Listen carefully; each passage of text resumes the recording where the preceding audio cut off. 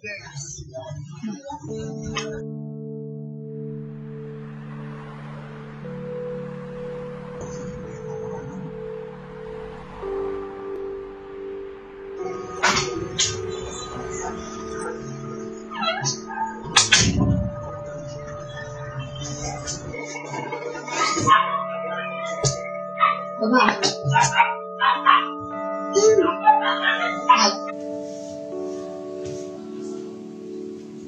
Kamusta ka? Naging yung tsura mo?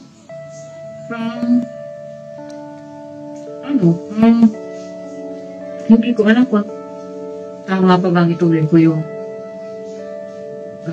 pagpasok ko? Or tama pa bang ipagpatuloy ko yung pag-aaral ko? Kasi still I'm not there. Okay lang ba? Huwag mo masyadong isipin. Alam mo, hindi ko masyadong alam kung paano ko sasabihin ba, pero bakit hindi mo try magpa-therapist mo para kahit pa paano? Mas sumaan yung problema, mas naman may problema at naiintindihan mo ang sitwasyon mo.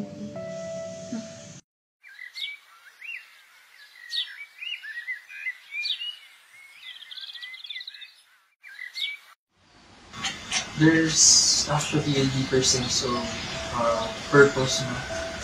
Based sa narinig kung bakit gusto mo mag-exist here. I have a question. So, let's pretend na you're talking to someone other than me. So, hindi ako yung kausap mo. What do you think that person would tell you regarding your situation? Siguro sa tingin ko, they may tell me na ignore the student and put my head down.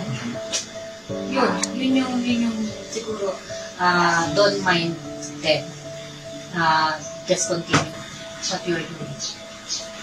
So, Miss B, ganun yung advice ng makakausap mo other than me. Ano mararamdaman mo? I think this is it. Like, it's hard, this is hard for me na pumasok. Pero, kailangan ko kasi may good, may set.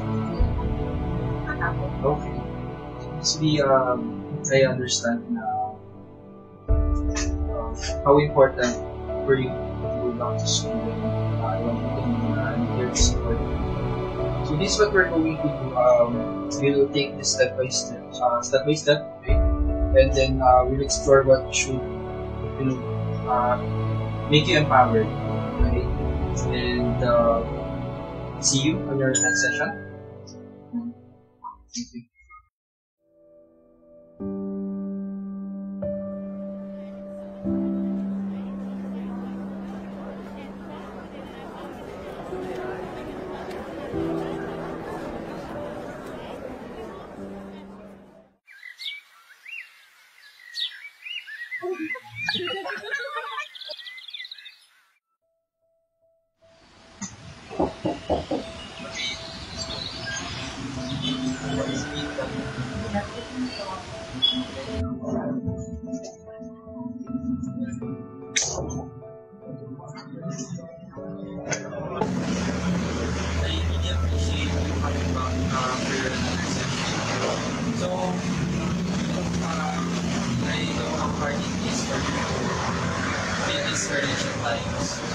For today's session po, what we're going to do is to find ways on how I can support you throughout your journey.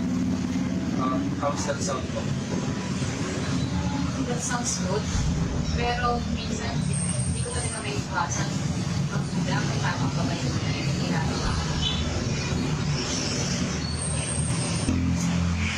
I understand po that those feelings of doubts are completely natural naman. So what we're going to do now, especially in your situation,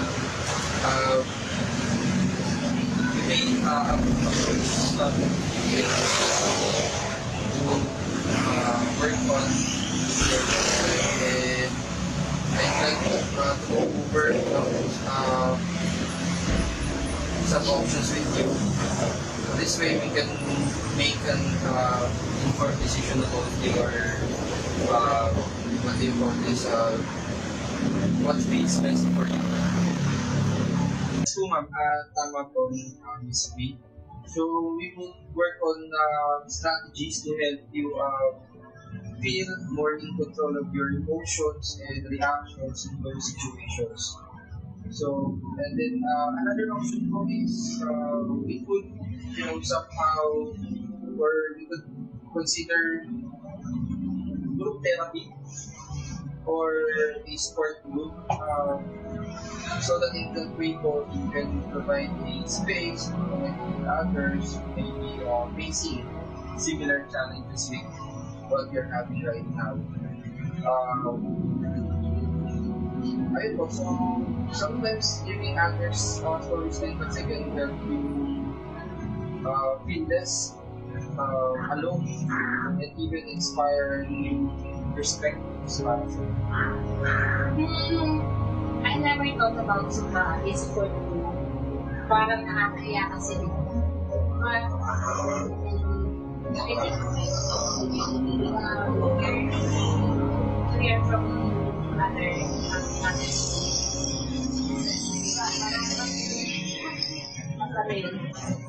So yun po nga, one option we can explore is continued one-on-one therapy. Like we're now, sessions like these are designed to give you space to process your emotions, understand why you're this work you can also focus on building skills to handle the reactions you get at school, so they don't feel overwhelming for you. This approach will focus on gradually strengthening your resilience and sense of self-confidence. So parang mas matutulungan ako ng masyadong sa akin. Yeah, that's very understandable for you. Remember, you're in control of this process naman. You can attend the session to see if it feels right for you. And you're always free to decide if it's not the best, fit. So, no pressure at all, right?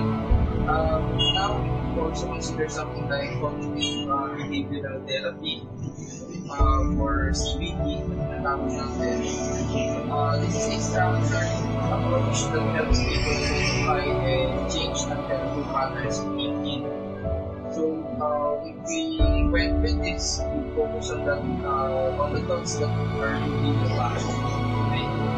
Like feeling out of place and replace them with thoughts that empower you. So I should learn how to change the way I see myself.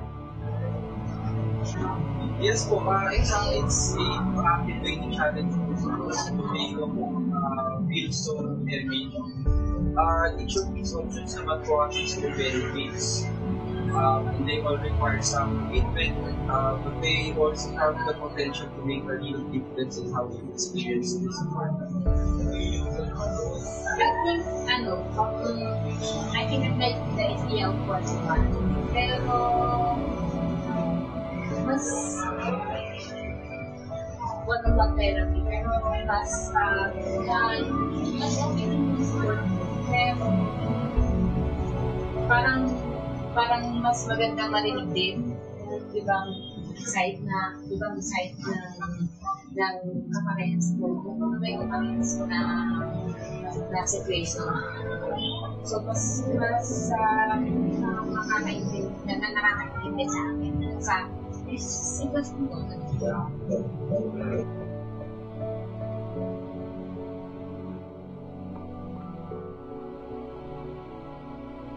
That sounds like a wonderful plan. I'm glad that you're open to exploring what might work best for you. Actually, therapy naman is about giving you the support to make decisions that align with your goals and values. So as we continue po, feel free to share your feedback on how these options approaches feel for you, right? You'll always have the freedom to adjust your choices. I really appreciate knowing that I have choices. Parang mas nakakagaan ng buo. Yung marinig sa'yo na may choices ako na Also, things. those choices. This practice is all about finding what feels right for you and empower you to pursue it. Let's keep working together to explore these options and build on the strength you already shown. Thank you. Thank